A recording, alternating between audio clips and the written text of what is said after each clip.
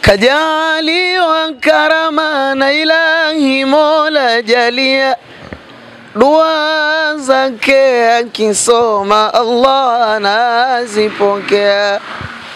Kwa pamoja Allahumma takabbal dua, ni Sharifu Firdausi Allah amjaze kheri.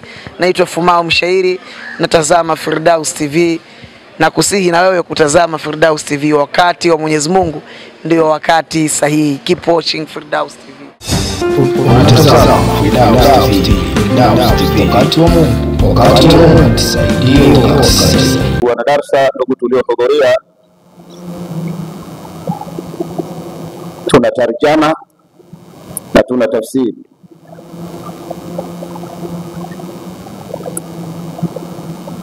Tarjama ile qala, amesema dhahiri Allahu, Mwenyezi Mungu, dhahiri Taala, aliyotukuka, dhahiri. Ile ni tarjama, na hii sio shida yetu, hii sio shida yetu.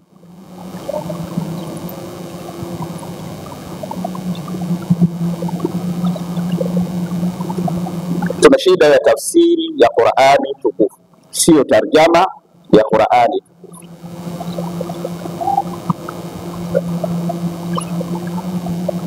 Tarjama ni kufasiri maneno moja baada ya lingine, neno kwa neno, mpaka pale atakapotuwezesha Allah subhanahu wa ta'ala. Tarjama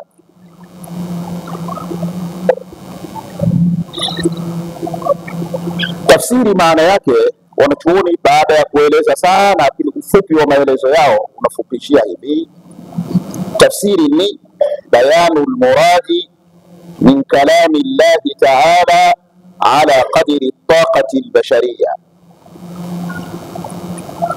Tafsiri maana yake bayanul muradi min kalami Allahi ta'ala ala qadri taqati albashariya, kufafanua makusudio kutoka katika maneno ya Mwenyezi Mungu mtukufu kiasi cha uwezo wa kibinadamu. Bayanul muradi, kubainisha, kufafanua makusudio, min kalami Allahi ta'ala, kutoka katika maneno ya Mwenyezi Mungu jalla wa ala qadri taqati albashariya, kwa kiasi cha uwezo wa kibinadamu. Hii ndicho tunachokusudia kukifanya. Mungu anakusudia nini aliposema hivyo? Hiyo ndio lengo letu, na ndio maana utaona kila mmoja katika waandishi wetu watukufu waliotuandikia vitabu vya tafsiri ameogelea kwenye maneno ya Mwenyezi Mungu kiasi cha uwezo wake wa kibinadamu. Yupo aliyoandika volume 1, yupo aliyoandika 10, yupo aliyoandika 4, yupo aliyoandika 20, yupo aliyoandika kiasi cha uwezo wa kibinadamu. Lakini wamo waliogombea zaidi kwenye aya za sheria, wengine wakadipu zaidi kwenye aya za historia, wengine wakadipu kwenye aya za jiografia, kiasi cha uwezo wa kibinadamu. Bayanul muradi min kalami Allahi ta'ala ala qadri taqati albashariya, kufafanua makusudio ya maneno ya Mwenyezi Mungu jalla wa ala kiasi cha uwezo wa kibinadamu. Kwa inawezekana wewe unaijua tafsiri ya surati Yusuf, ushaisoma sana,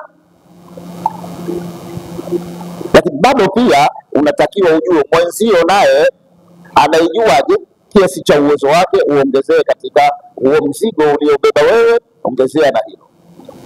Haya ndio tuliokusudia kufahamishana, kukumbushana katika muda wa dakika chache kila siku, kasoro siku ya Ijumaa ndani ya mwezi mtukufu wa Ramadhani.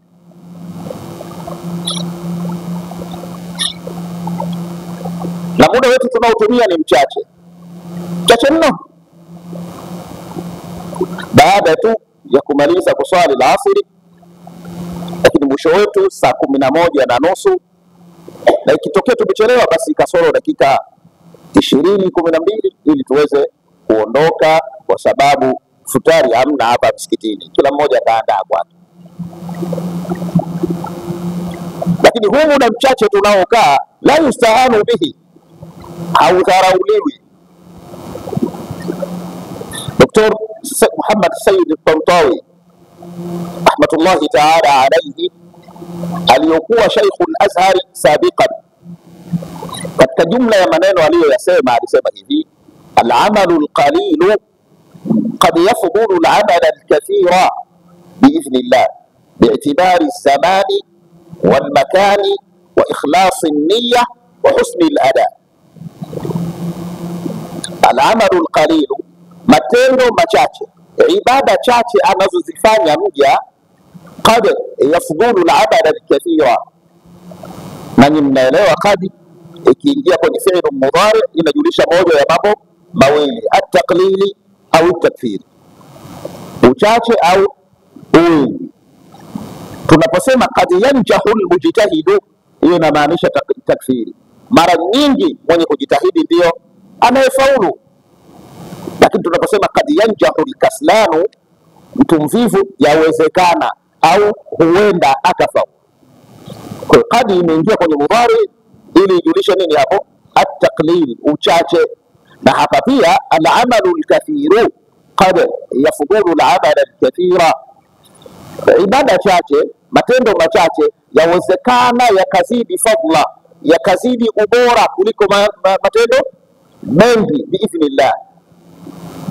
Lakini inategemea vitu vinne: bi'tibari zamani, kwa kuzingatia wakati ilipofanywa ibada hiyo, moja. Mbili, wal makani, na eneo ilipofanyiwa ibada hiyo, mbili. Tatu, wa ikhlasi niyya, kutakasa nia yule mfanyaji, na nne, wa husni al-ada, na ufanisi katika utekelezaji. Al-amalu al-qalilu qad yafdulu al-amala al-kathira biidhnillah bi'tibari zamani, inawezekana ibada chache ulizozifanya zikawa na thawabu nyingi kuliko ibada nyingi, lakini kwa kuzingatia hayo yafuatayo. Na hii ni maisha ya kawaida. Unaweza ukachukua jiwe moja almasi, au jiwe moja shaba, au jiwe moja dhahabu, ukatia kwenye mfuko wako wa jinsi, wama adraka ma jinsi, lakini likawa lina thamani kubwa kuliko lori 3 za kokoto ulizomwaga pale. Lakini inawezekana muda huu mchache ukawa bora mno kuliko muda mwingi tunaokwenda kuutumia kufanya jambo lingine, bi'tibari zamani, kwa kuzingatia wakati, zama tulipofanya ibada hii. Tunafanya ibada hii ya kupitia maneno ya Mwenyezi Mungu katika mwezi wa Ramadhani, ambao sina haja ya kuelezea ubora wake baada ya zile dini fasaha zilizoelezea thawabu na fadla za mwezi mtukufu wa Ramadhani. Bi'tibari az-zaman, na wahid, hilo moja. Lakini la pili, wal makani, na eneo ulipofanyia. Umefanya wapi hiyo ibada yako chache? Umeifanyia wapi? Kufanya ibada Dondo, Kisiju, na kufanya ibada Makkah al-Mukarrama, katika msikiti wa Mtume, msikiti wa Mwenyezi Mungu Subhanahu wa Ta'ala, Baitullahi al-Haram, haiwezekani ikalingana hata siku moja. Umefanyia Kuruti na hii umefanyia Makkah al-Mukarrama, lazima kuwe na tofauti bi'tibari zamani wal makani. Na lile eneo Makkah silisifiwi kwa sababu ya umaka wake. Makkah ni jangwa kama ilivyokuwa Dondo, nalo pia jangwa. Makkah ni wala kama ulivyokuwa Dondo pia ni wala. Kilichozidi Makkah utukufu wake ni ile sharaful makani bil makini.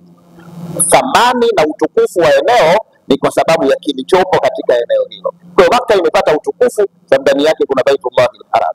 Usikasirike wewe kwenu Dondo utamdharau wala wa kwenu. Hapana, ule wala na ule kule pia wala, ila ule kule bora kwa sababu hii moja, ndani yake kuna msikiti mtukufu.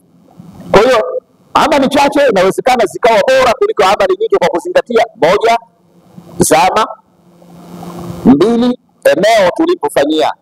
Na sisi muda wetu mchache tunautumia wapi? Msikitini. Na Mtume anasema khairul buqa'i fil ardi al masajid, bora ya maeneo dunia nzima ni misikiti, kwa tunafanyia eneo muhimu. Bi'tibari zamani moja, wal makani mbili, tatu, wa ikhlasi nia, na kutakasa nia yako. Umekaa humu msikitini ili upumzike tu na jua kali ili saumu imalizike vyema, au kweli ulikuja kwa ajili ya kutaka kujua maneno ya Mwenyezi Mungu Subhanahu wa Ta'ala? Ikhlasi nia, umeifanya hili ulilofanya kwa nia safi. Ikhlasi nia,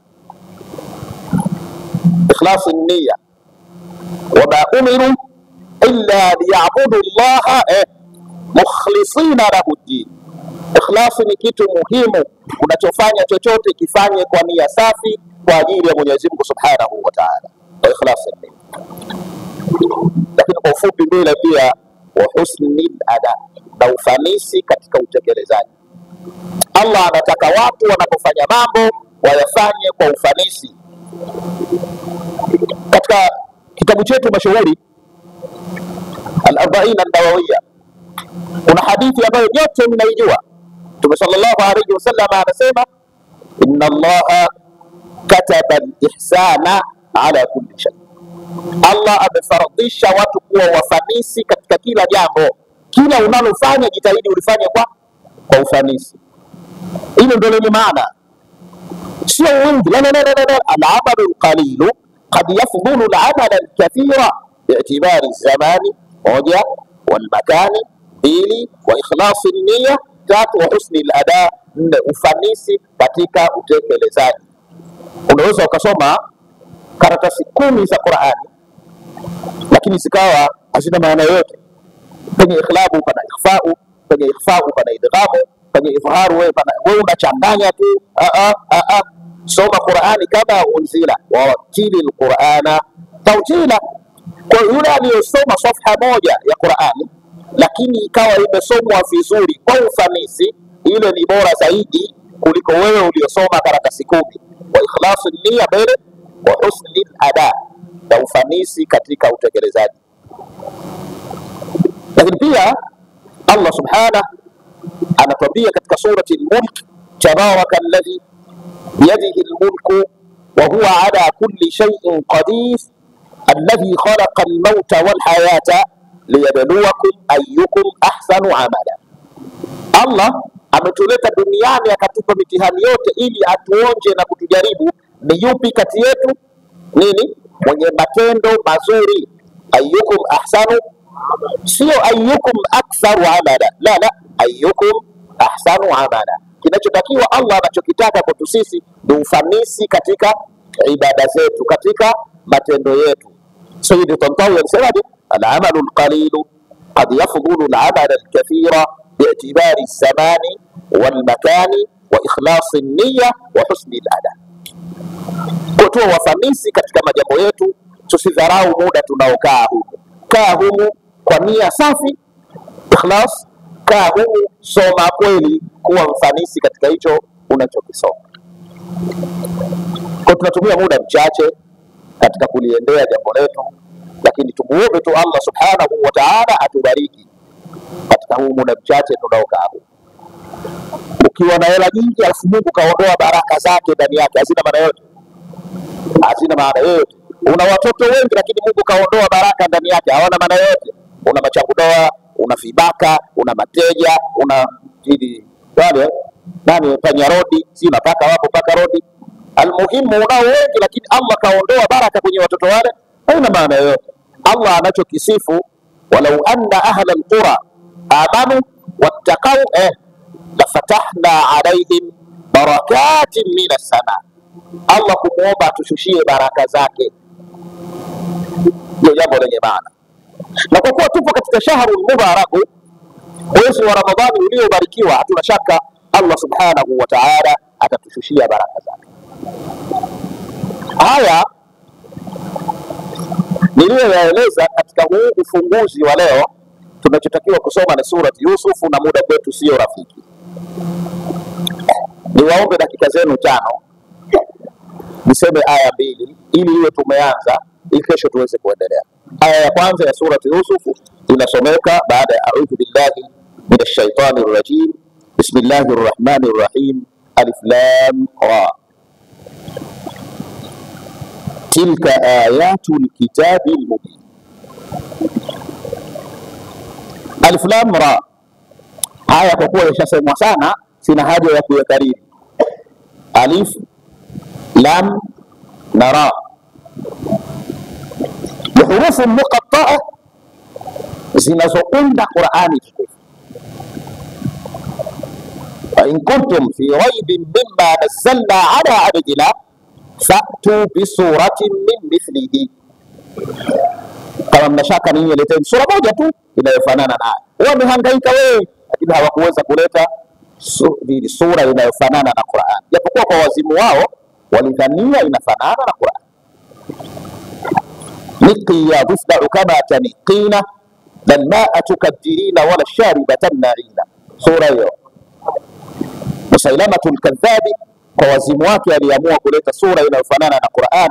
Alisema niqiya dufda kama taniqin, lia ewe chura kama upendavyo, bal ma'a tukaddirin, huwezi kuchafua maji, wala sharibatan na'in, wala huwezi kumzuia mnywaji. Hii ikawa Qur'ani ya Musailamatul Kadhabi.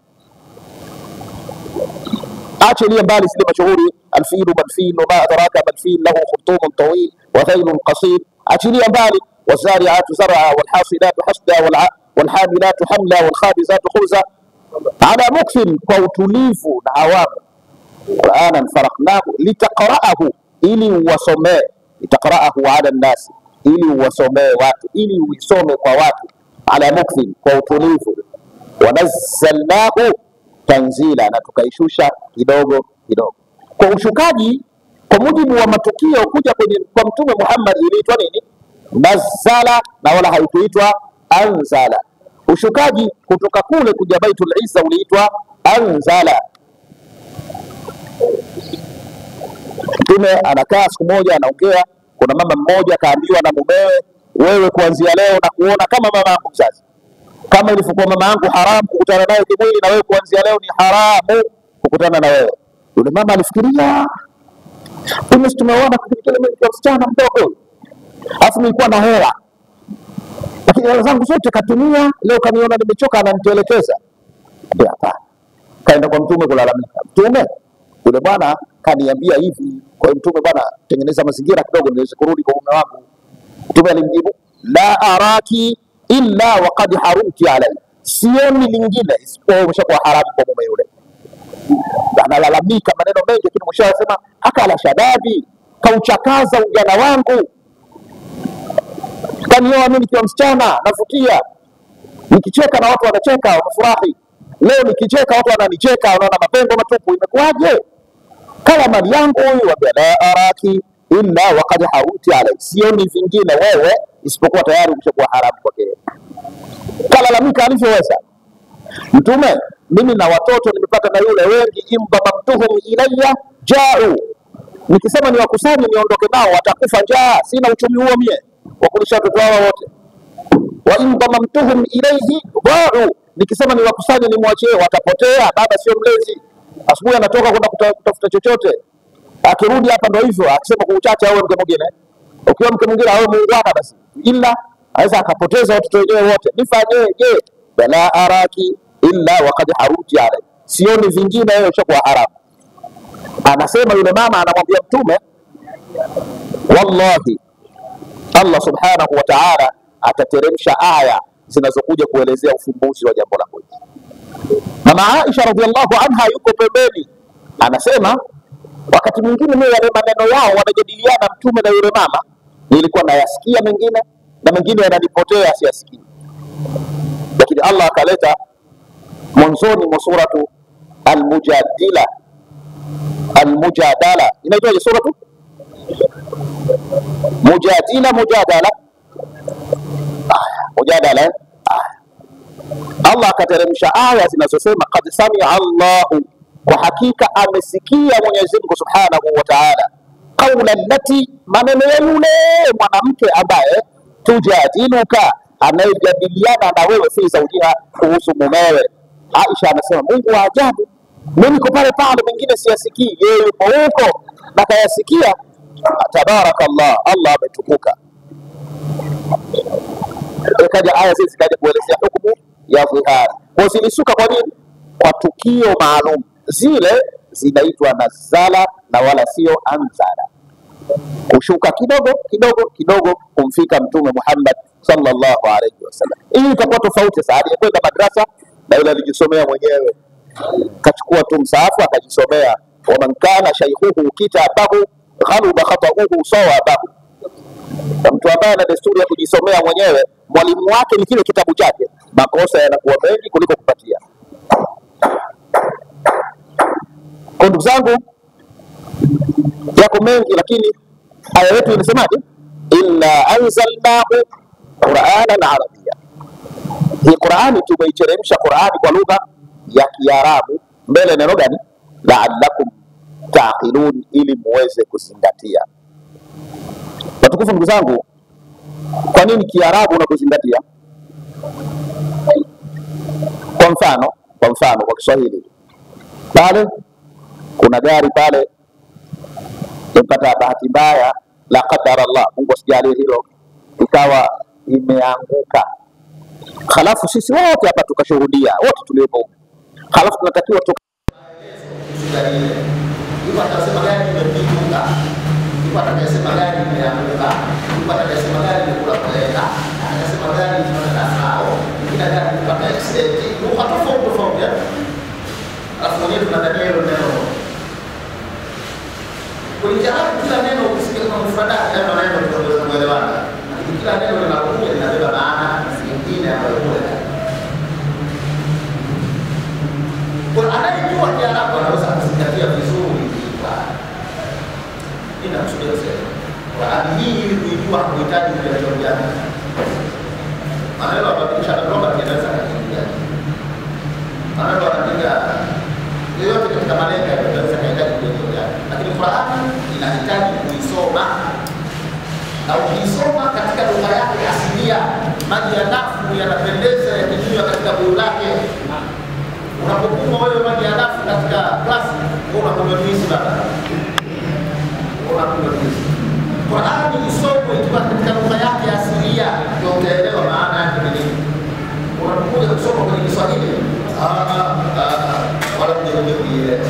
Raha ya maji ya dafu ndio katika buyu lake, mafuta unataka kunywa maji ya dafu.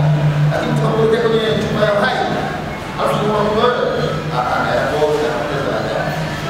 ili uijue Qur'ani usome katika lugha yake, kila kitu unaweza kukielewa. Kwa mfano nasala na ansala kama kuipigia kelele kwa Kiswahili umeelewa, basi unakuwa kajaliwa karama na Ilahi Mola jalia, dua zake akisoma Allah anazipokea. Kwa pamoja Allahumma takabbal dua, ni sharifu firdausi Allah amjaze kheri. Naitwa Fumao Mshairi, natazama Firdaus TV, na kusihi na wewe kutazama Firdaus TV. Wakati wa Mwenyezi Mungu ndio wakati sahihi. Keep watching Firdaus TV. Unatazama Firdaus TV, wakati wa Mungu, wakati wa Mungu, tusaidie.